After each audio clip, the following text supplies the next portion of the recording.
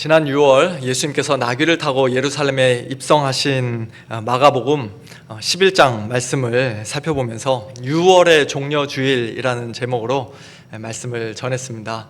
그때 우리 성도님들 기억하실지 모르겠지만 제가 이런 말씀을 드렸습니다. 연말쯤 마가복음 강해의 마지막 부분을 다룰 때 어쩌면 11월의 부활절이나 12월의 부활절이라는 제목으로 설교를 마무리하게 될지도 모르겠습니다. 그렇게 말씀을 드렸습니다. 드디어 그날이 왔습니다. 이제 오늘과 다음 주일을 끝으로 마가복음 강해를 마치게 되었기에 오늘 이 시간 11월의 부활절이라는 제목으로 하나님의 말씀을 전합니다.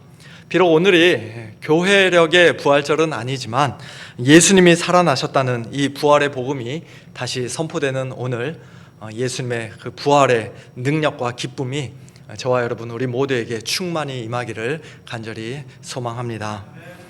사실 우리가 토요일이 아닌 주일에 예배드린다는 그 자체가 이미 예수님의 부활을 기념하는 행위이지요.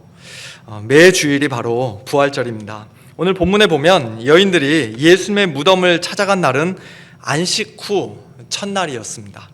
금요일 해질 때부터 토요일 해질 때까지가 유대인의 안식일이기 때문에 그들은 안식일이 끝난 토요일 저녁 해가 진 후 시장에 가서 향품을 사두었다가 주일에 이른 새벽 이튿날인 주일 이른 새벽 해돋을 때 무덤으로 향했습니다.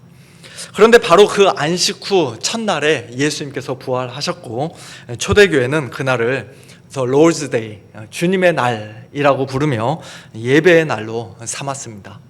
구약의 백성들이 창조의 완성을 기념하며 안식일을 지켰다면 우리 신약의 교회는 구속의 완성을 기념하기 위해 주일을 지키는 것입니다. 그러므로 주일은 새 창조의 첫날, 곧 그리스도 안에서 부활하신 예수님 안에서 새 생명이 시작된 날입니다. 가끔 보면 이날을 일요일이라고 부르시는 분들 계시는데요. 물론 토요일 다음 날이 일요일이니까 완전히 틀린 말은 아닙니다만 그래도 Sunday, 태양의 날, 일요일보다는 The Lord's Day, 주님의 날, 주일이라고 부르는 것이 우리 성도들에게는 훨씬 더 합당한 일입니다. 오늘 본문에 등장하는 여인들은 지난 주일에 말씀드린 것처럼 갈릴리에서부터 예수님을 따르며 섬기던 자들이었습니다. 그들은 예수님을 사랑했고 존경했기에 예수님이 장사되신 후 향품을 사서 준비했고 무덤에 놓인 예수님의 시신에 바르기를 원했습니다.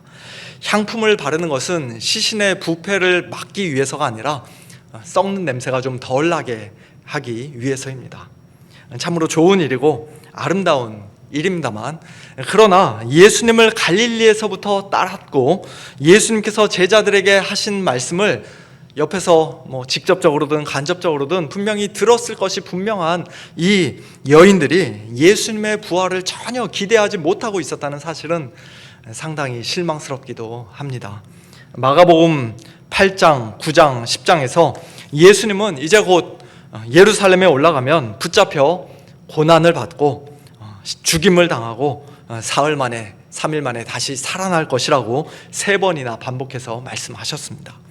그런데 그들은 그 말씀을 전혀 기억하지 못한 채 마치 예수님의 시신이 무덤에 영원히 누워 계실 것처럼 그 시신이 완전히 썩어 없어져 버릴 것처럼 그렇게 향품을 사서 정성껏 바르기만을 원했던 것입니다. 사랑하는 성도 여러분, 오늘 우리도 예수님을 따르며 섬기는 제자들입니다만 혹시 때로는 살아계신 예수님이 아니라 죽은 예수님을 섬기듯 신앙생활을 하고 있지는 않습니까? 예수님을 사랑하고 존경하는 마음으로 정성껏 섬기고 열심히 봉사하는 것 다 귀한 일입니다만 그러나 그보다 더 중요한 것은 예수님의 말씀을 귀 기울여 듣고 마음에 깊이 새기며 지금도 살아계신 주님께서 우리에게 과연 무엇을 원하시는가를 분별하고 순종하는 일입니다. 우리는 2000년 전에 십자가에 못 박혀 죽으신 예수님의 사랑과 희생 정신을 단순히 기념하는 자들이 아니라 3일 만에 부활하셔서 지금도 살아계신 예수님을 따르며 섬기는 사람들입니다. 부활하신 예수님을 우리의 주님이요 왕으로 모시며 날마다 예수님의 형상을 더욱더 닮아가고, 그리고 이 세상 마지막 날 이제 영광의 주님으로 이 땅에 다시 오실 예수님을 간절히 기다리는 사람들입니다. 만일 이 여인들이 내가 3일 만에 다시 살아나리라는 예수님의 말씀을 기억하고 있었다면 토요일 저녁에 향품을 사기보다 차라리 두부 한 모를 사는 것이 더 나았을 것입니다. 감옥에서 나오는 사람에게 두부를 주는 그런 풍습이 이스라엘에도 있었는지 모르겠습니다만, 어쨌든 부활하신 예수님 만날 것을 기대하는 마음으로, 설레는 마음으로 무덤을 찾아갔어야 했을 것입니다. 그러나 예수님의 말씀을 까맣게 잊은 그들의 마음은 심히 무거웠습니다. 무덤을 막고 있던 큰 돌의 무게만큼이나 무거웠기에 여인들은 걱정스러운 얼굴로 서로 말합니다. 안 돌아가네요. 죄송합니다. 3절 보시면 누가 우리를 위하여 무덤 문에서 돌을 굴려주리요. 그렇게 말합니다. 그렇게 걱정이 되었다면 남자 제자들에게 내일 새벽에 함께 가서 돌을 옮겨달라고 부탁했으면 좋았을 텐데 차마 거기까지는 생각하지 못했는지, 아니면 부탁했는데 제자들이 무서워서 거절을 했는지, 어쨌든 간에 여자들끼리만 무덤을 향해 갔습니다. 가는 길에 문득 무덤의 돌문이 생각난 것이죠. 분명히 자기들 힘으로는 그 큰 돌을 옮길 수가 없지만 그래도 일단 가보자, 어떻게 되겠지, 누군가 도와줄 사람 만날 수도 있겠지, 그런 생각으로 서로를 격려하며 믿음 반 걱정 반으로 무덤을 향해 걸어갔던 것 같습니다. 며칠 전에 제 아내와 함께 정말 감동스러운 뉴스를 하나 보았습니다. 우리 성도님들도 보신 분 계실지 모르겠는데요, 한 유치원 학생 아니면 초등학교 1, 2학년 정도 되어 보이는 어린 남자 학생이, 소년이 등에다가 이렇게 책가방을 맨 채 엘리베이터를 탔는데 엘리베이터가 문이 열리지 않고 그냥 멈춰 버린 것입니다. 이렇게 버튼을 눌러도 열리지 않고 그냥 그 안에 갇혀버리게 된 것이죠. 어른이라도 당연히 당황할 수밖에 없는 그런 상황이었는데, 물론 이 소년도 처음에는 당황해서 발을 동동 구르고 했었습니다만 곧 아주 놀라운 행동을 합니다. 바닥에 쭈그려 앉아서는 기도하기 시작한 것입니다. 주님, 문을 열어주세요. 제가 지금 좀 무섭긴 하지만 그러나 주님이 나와 함께 하시는 것을 믿어요. 그것을 알고 있습니다. 그 짧은 기도를 마치고 아멘까지 했을 때 무슨 일이 일어났을까요? 그 순간 정말 기적처럼 엘리베이터 문이 스르르 열렸습니다.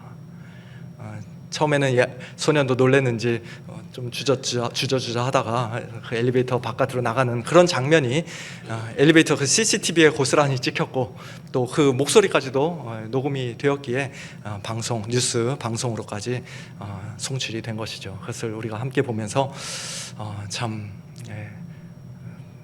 아주 감격스러운 그런 뉴스를 보았습니다. 세상 사람들은 그냥 우연이다, 절묘하게 타이밍이 맞았을 뿐이다라고 말할 수 말할는지 모르겠지만 이 소년에게는 아마 평생 잊지 못할 놀라운 기도의 응답이 되었을 것입니다.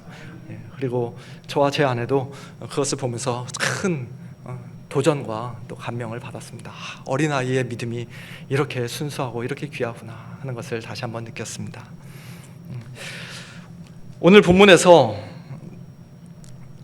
이 여인들도 누가 우리를 위하여 무덤 문에서 돌을 굴려주리요 하며 걱정스러운 마음으로 무덤을 향해 걸어갔지만 어쩌면 그들의 마음속 깊은 곳에서는 하나님께 간절히 기도하고 있었을지도 모릅니다. 하나님, 열어주세요. 문을 열어주세요. 저희들의 힘으로는 도저히 열 수 없습니다. 도와주십시오. 그리고 마치 그 기도에 대한 응답처럼 무덤에 도착해 보니 무덤 입구를 막고 있던 그 심히 큰 돌이 벌써 굴려져 있는 것을 그들은 보았습니다. 얼마나 기뻤을까요? 마태복음에는 큰 지진이 나며 주의 천사가 하늘로부터 내려와 돌을 굴려냈다라고 기록되어 있는데요. 천사를 통해서든 지진을 통해서든 결국에는 하나님께서 하신 일이었습니다. 여인들은 예수님의 시신에 향품을 바르기 위해 무덤으로 찾아갔고 자기들을 위해서 그 무덤 문을 열어줄 사람을 기대하고 있었지만, 그러나 하나님께서는 그들이 구하지도 않았고 상상조차 할 수 없었던 가장 놀라운 일을 보여주시기 위해 무덤 문을 활짝 열어 놓으셨습니다. 그들이 무덤에 들어가서 본 것은 무엇이었습니까? 흰 옷을 입은 한 청년, 곧 천사가 우편에 앉아있는 장면이었습니다. 여인들은 깜짝 놀랐습니다. 청년의 모습을 한 그 천사는 그들을 안심시키며 말합니다. 놀라지 말라. 그 캄캄한 무덤 속에 하얀 옷을 입고 앉아있는데 어떻게 놀라지 않을 수가 있겠습니까? 놀라지 마라, 항상 하는 말이죠. 그런데 하나님께서 여인들을 위해 무덤 문을 열어놓고 준비하신 것은, 정말로 보여주길 원하셨던 것은 그 흰옷 입은 청년, 천사가 아니었습니다. 그보다 훨씬 더 놀라운 것이 있었는데요. 그것은 바로 예수님의 시신이 그 무덤 안에 있지 않다는 사실이었습니다. 흰옷 입은 청년이 여인들에게 말합니다. 너희가 십자가에 못 박히신 나사렛 예수를 찾는구나. 그가 살아나셨고 여기 계시지 아니하니라. 보라, 그를 두었던 곳이니라. 앞에서도 말씀드렸습니다만, 십자가에 못 박히신 나사렛 예수를 찾는 것이 얼마나 귀하고 아름다운 일입니까? 이 여인들은 예수님이 숨을 거두신 후에도 멀리서 그 십자가를 바라보았고, 예수님이 장사되시는 장면도 지켜보던 사람들이었습니다. 그들의 사랑과 헌신은 분명 귀한 것이었습니다. 향품을 들고 와서 십자가에 못 박히신 예수님을, 나사렛 예수를 찾는 것은 분명 아름다운 일이었습니다. 그러나 지금 이 순간, 이 무덤 안에서만큼은 그렇지 않았습니다. 그들이 틀렸습니다. 그들은 죽으신 예수님, 곧 예수님의 시신이 아니라 3일 만에 다시 살아나신 예수님을 찾아야 했습니다. 무덤 안에서가 아니라 이제 곧 무덤 바깥에서 그들을 만나 주실 예수님을 기대하고 찾아야 했습니다. 십자가에 못 박히신 예수님은 일찍이 거듭거듭 친히 말씀하셨던 것처럼 3일 만에 살아나셨습니다. 그렇습니다. 여인들이 무덤 속에서 예수님의 시신을 찾을 수 없었던 것은 지난주에도 말씀드린 것처럼 그들이 착각해서 엉뚱한 무덤을 찾아갔기 때문이 아닙니다.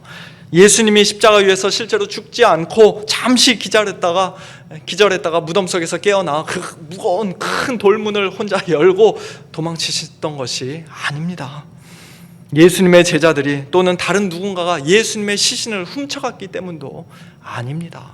오히려 혹시라도 제자들이 시신을 훔쳐갈까 염려한 유대 종교 지도자들이 무덤 입구를 임봉하고 경비병들로 하여금 3일 동안 지키게 하는 장면이 마태복음에는 기록되어 있습니다.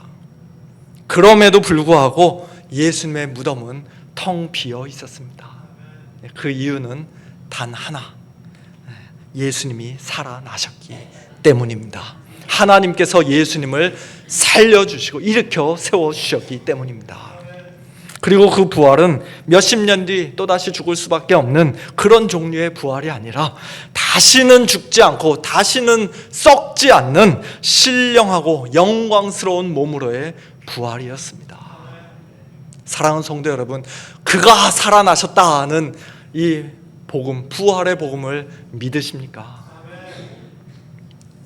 참된 성도는 예수님의 십자가에 못 박히신 나사렛 예수를 믿을 뿐 아니라 3일 만에 다시 살아나신 부활의 예수 역시도 믿는 자들입니다. 예수님은 우리가 범죄한 것 때문에 내줌이 되고 곧 십자가에 못 박혀 죽으시고 또한 우리를 의롭다 하시기 위하여 살아나셨습니다. 십자가로 끝나는 복음, 부활로 이어지지 않는 복음은 반쪽짜리 복음입니다. 부활이 없는 복음은 복음이 아닙니다. 그리스도께서 다시 살아나신 일이 없으면 오늘 우리의 믿음도 헛되고 우리가 여전히 죄 가운데 머물러 있을 것입니다.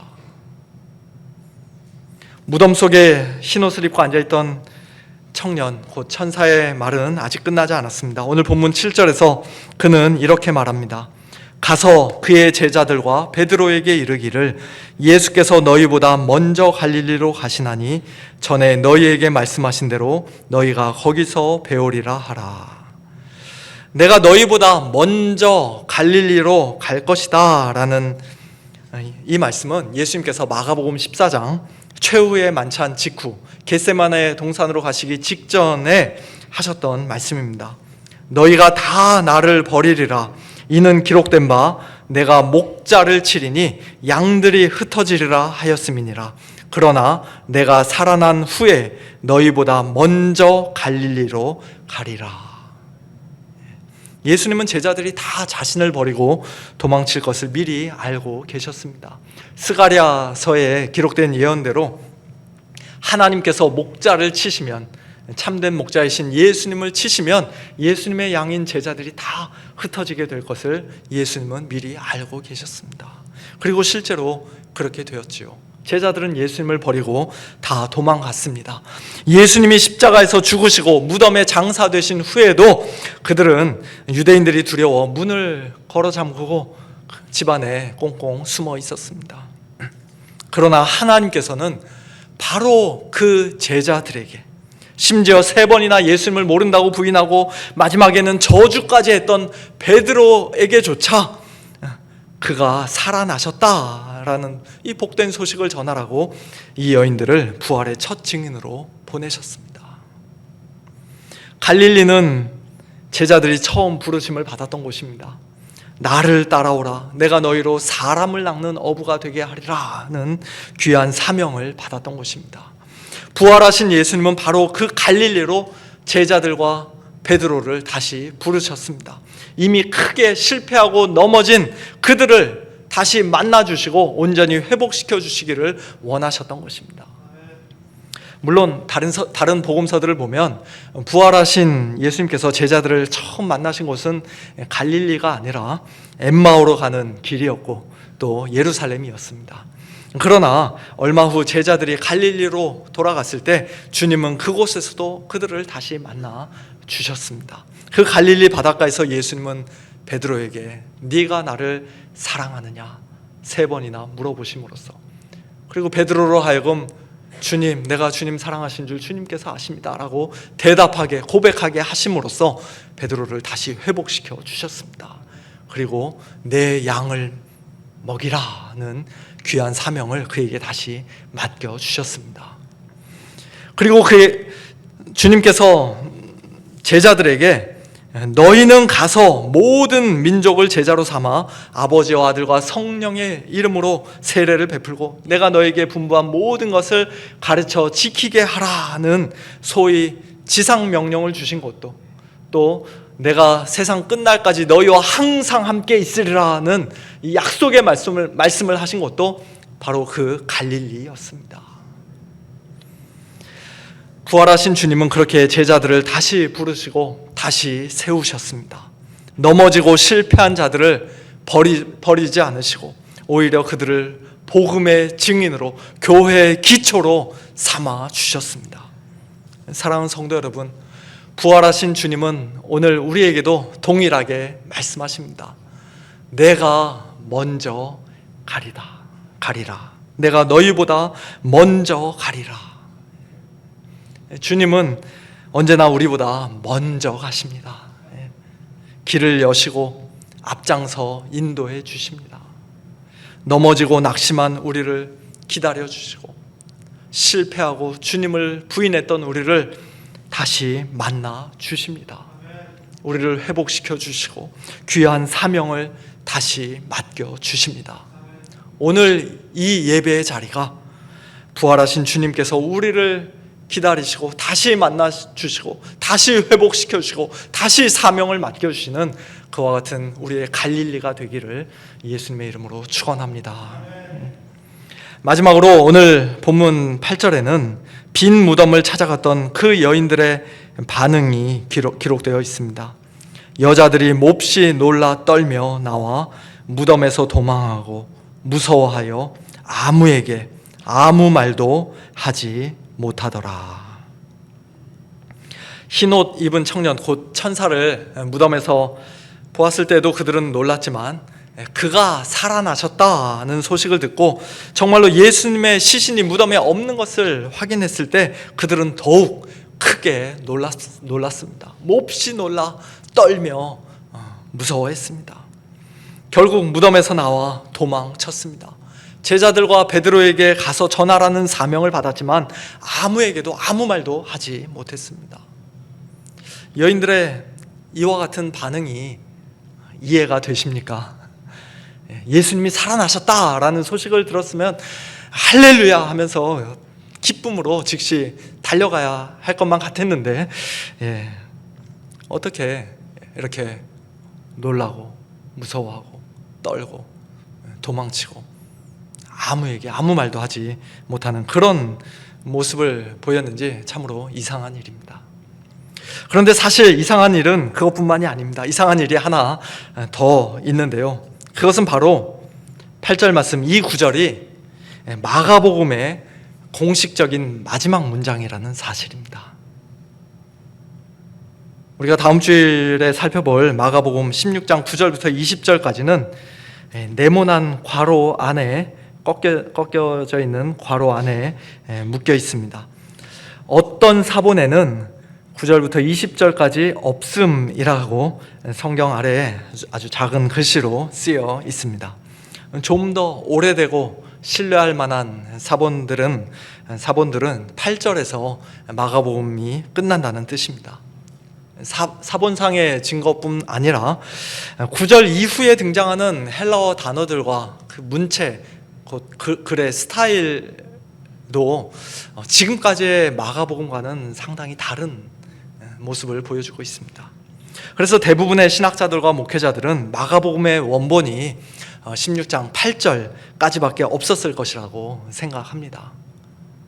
어떤 학자들은 마가가 뒷부분을 분명히 썼을 텐데 이렇게 끝내는 게 너무 이상하니까 분명히 더 썼을 텐데 아마 그 마지막 페이지가 없어졌나 보다, 또는 좀 더 쓰려고 했는데 갑자기 끌려가서 순교를 당했나 보다, 그래서 결국 완성하지 못했나 보다, 그렇게 추측하기도 할 정도로 마가복음이 여기서 끝난다는 것은 상당히 이상한 일입니다.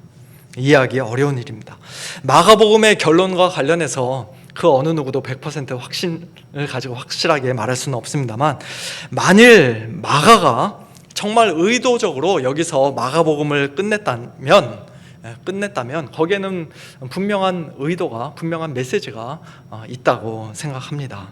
그것은 예수님의 부활이 결코 당연한 일이 아니라는 사실입니다. 예수님이 죽었다가 살아나셨대? 뭐 그럴 수도 있지, 그렇게 가볍게 넘길 만한 시시한 사건이 아니라는 것입니다. 2000년 전 사람들은 워낙 미개하고 무식했으니까 누군가가 죽었다가 살아났다는 말을 들어도 전혀 의심하지 않고 무조건 믿었나 보다 라고 우리가 그렇게 생각해서는 안 된다는 것입니다.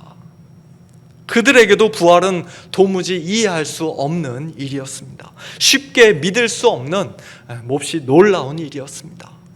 어떻게 그런 일이 있을 수 있는가?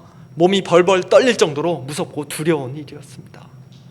여인들이 무덤에서 뛰쳐나와 도망쳤을 정도로 아무에게 아무 말도 못했을 정도로 심히 충격적인 일이었습니다. 물론 시간이 좀 지나고 마음이 진정된 후에 그들이 제자들과 베드로에게 이 소식을 전했다는 것을 우리는 다른 복음서들을 통해 알고 있습니다만, 그러나 그 첫 순간 예수님이 살아나셨다는 소식을 들은 직후에는 그들의 마음과 그들의 마음에 큰 그 두려움과 경외심과 또 놀라움이 동시에 일어났던 것입니다. 사랑하는 성도 여러분, 오늘 저와 여러분은 예수님의 부활을 과연 얼마나 놀라운 소식으로, 얼마나 충격적인 소식으로 듣고 있습니까? 혹시 너무 어릴 때부터 들어서 수십 년 동안 반복적으로 들어서 이제는 아무렇지도 않게 들리는 것은 아닙니까? 예수님이 십자가에 못 박혀 죽으셨다는 소식에도 시큰둥, 예수님이 살아나셨다는 소식에도 시큰둥, 믿기는 믿는데 그러나 그 믿음이 우리 마음에 아무런 감동 주지도 못하고 우리의 삶을 변화시키지도 못하는, 그저 머리로만 알고 믿는 죽은 믿음에 불과한 그런 믿음으로 우리가 살아가고 있는 것은 혹시 아닙니까? 결코 그래서는 안 될 것입니다. 이 여인들처럼 우리 역시도 놀라야 합니다. 떨어야 합니다. 우리를 구원하시기 위해 예수님께서 인류 역사상 처음으로 행하신 이 가장 크고 위대한 일을 그저 당연한 이야기로, 익숙한 이야기로 들을 것이 아니라 경외심과 떨림으로 받아야 합니다.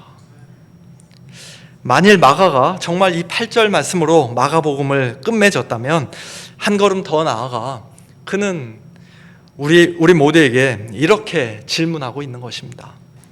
이 여인들은 처음에 너무 놀라고 두려워서 아무에게 아무 말도 하지 못하고 도망쳤는데 당신들은 이제 어떻게 하겠는가?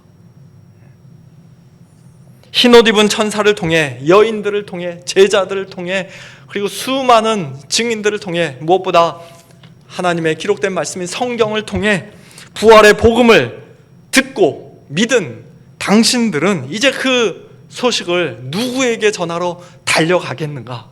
그렇게 마가는 우리에게 묻고 있습니다. 그 질문에 우리는 어떻게 대답해야 하겠습니까? 이제 우리는 놀람과 떨림과 두려움을 넘어 부활의 기쁨과 감격과 큰 확신을 가지고 그가 살아나셨다라고 담대히 외치는 자들이 되어야 할 것입니다.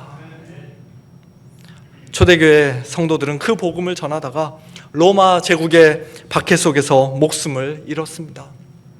아까 장로님 기도하신 것처럼 나이지리아에서는 오늘날에도, 지금 이 순간에도 많은 그리스도인들이 핍박을 당하고 죽임을 당하고 있습니다. 또 오늘 주보에 나온 것처럼 중국에서도 목사님들이 쫓겨나고 주의 종들이 감금을 당하는 그런 일들이 벌어지고 있습니다. 오늘 우리는 기껏해야 사람들의 조롱과 비웃음을 당하고 무시와 거절을 받을 뿐입니다. 그럼에도 불구하고 우리는 왜 입을 크게 열어서 이 복음을 증거하지 않는 것입니까? 겨우 그 정도 때문에, 사람들의 조롱과 비웃음, 무시와 거절, 겨우 그 정도 때문에 우리가 입을 다물고 침묵해서는 안 됩니다. 복음을 부끄러워해서도 안 됩니다. 예수님은 살아나셨습니다. 지금도 살아 계십니다. 영원토록 살아 계십니다. 이 부활의 복음이 오늘 우리의 가슴을 뛰게 하고 우리의 발걸음을 뛰게 하시기를 간절히 소망합니다. 그래서 그가 살아나셨다는 이 가장 놀랍고 복된 소식을 오늘 하루, 아니 우리의 남은 생에 주위의 많은 사람들에게 기쁨으로 전하고 담대히 전하는 복된 저와 여러분, 우리 모두가 될 수 있기를 예수님의 이름으로 축원합니다. 함께 기도하겠습니다.